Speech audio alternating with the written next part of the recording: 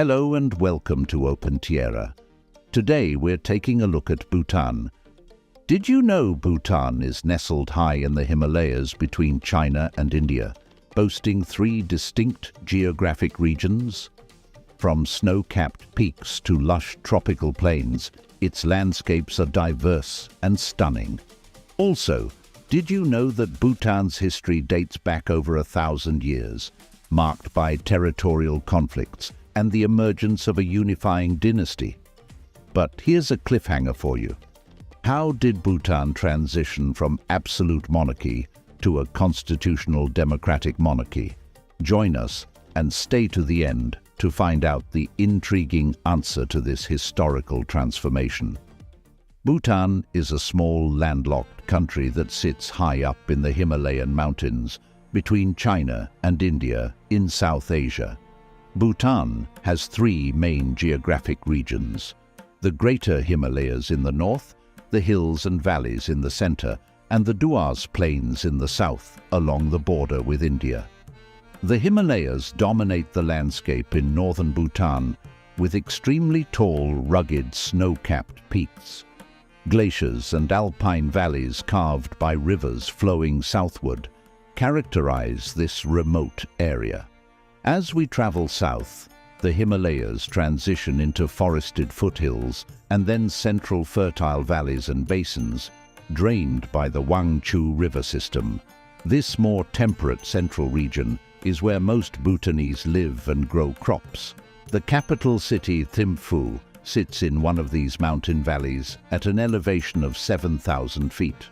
With over 100,000 people, Thimphu is Bhutan's largest city and economic hub. Other notable central towns include Punakha, the old capital, and Phuentsholing, an important trade city near India. Reaching Bhutan's southern border, we encounter the Dua Plain, a hot, lush tropical area at just 200 to 500 feet above sea level. Dense forests filled with wildlife cover these lowlands which transition into India. Major southern cities hugging the Indian border include Gelapur and Samdrup Jongkar. The remote Himalayan country of Bhutan has a long and storied past going back over 1,000 years. Situated between powerful China and India, Bhutan has navigated its place on the global stage by isolating itself for centuries and adopting innovative policies balancing modernization with ancient traditions. The early peoples of Bhutan were followers of the animistic Bon Religion until Buddhism took hold starting in the 700s CE. For centuries, Bhutan was made up of localized chiefdoms and small kingdoms, constantly warring for regional control, with Tibetans to the north and Indians to the south. By the 1600s, the region was unified under the rule of Ngawang Namgyal, a Tibetan Buddhist Lama. He established a comprehensive code of law and centralized government that brought stability to Bhutan for the first time, while strengthening ties to Tibet. However, after his death in 1651, Bhutan fell into turmoil over succession. Competing penlops, or governors representing pro-Tibet and pro-Mongol factions, fought for power across shifting alliances over the next 2 centuries. Centralized control weakened during this roller coaster period as the office of the Shabdrung, or spiritual ruler, lay empty, and civil wars repeatedly broke out around various claims to the throne. Temporary and generally ineffective. Shabdrung incarnations were installed but held little sway. The theocratic government essentially collapsed by the mid-1700s. By the mid-1800s, Ugyen Wangchuck leveraged his position as penlop of the strategic central region of Trongsa to make himself Bhutan's preeminent political leader. Wangchuck used Trongsa's control of trade routes to extend authority across warring districts. Further cementing his rule, Wangchuck led the army against British encroachments from India, fighting the devastating Duar War. Though ultimately defeated, this consolidated Wangchuck's popularity nationwide. By 1885, Wangchuck was universally accepted as ruler across once fractured Bhutan, retaining his local Trongsa governorship as his power base. Over the following decades, Wangchuck's centralized control paved the way for unification and modernization of the Bhutanese state under his leadership. Then, in 1907, Ugyen Wangchuck was unanimously elected as the first hereditary king of Bhutan, the Gongsar Ugyen Wangchuck. This founded the enduring Wangchuck dynasty, securing the monarchy into the modern era.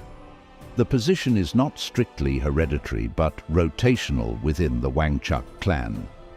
The Wangchuck family continues to hold the throne in Bhutan today. Major political reforms came in the 1950s under the third king Jigme Dorji Wangchuck. He dismantled the traditional feudal system, abolished serfdom, modernized infrastructure, and opened the door to cautiously engage the outside world. His reforms balanced unprecedented progress with upholding deep-rooted traditions.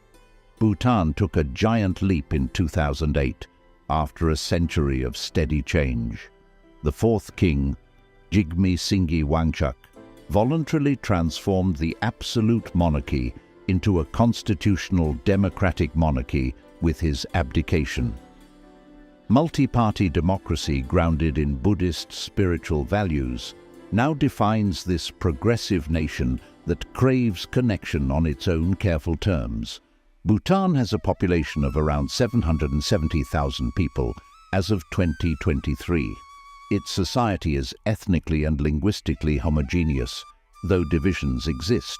Nearly 75% of Bhutanese belong to the main Ngalop and Sharchop ethnic groups, concentrated in western and eastern regions respectively. However, over a third of Bhutan's people belong to the Lhotshampa community, ethnic Nepalis who speak various Nepali languages and practice mainly Hinduism. Overall, up to 75% of Bhutanese practice a form of Tibetan Buddhism. Hindu groups, mostly in southern Bhutan, comprise over 22%. Islam, Christianity, and Bon are minor religions. Many Hindus belong to the Lhotshampa ethnic minority. For language, Dzongkha is Bhutan's official and dominant language, spoken natively by over half the population. However, numerous other languages like Changla, Kengha, and Nepali are also spoken depending on region and ethnic background. There are over 19 living languages in Bhutan, a remarkably high number given the small population. Bhutan has transformed its economy since starting planned development in the 1960s, lifting living standards considerably.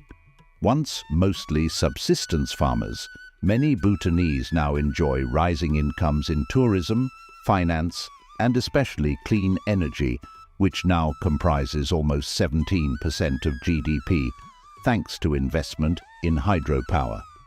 Agriculture still plays an important role, though, employing nearly 60% of Bhutanese and contributing around 18% to GDP, primarily through crops like rice, corn, potatoes, apples, and oranges.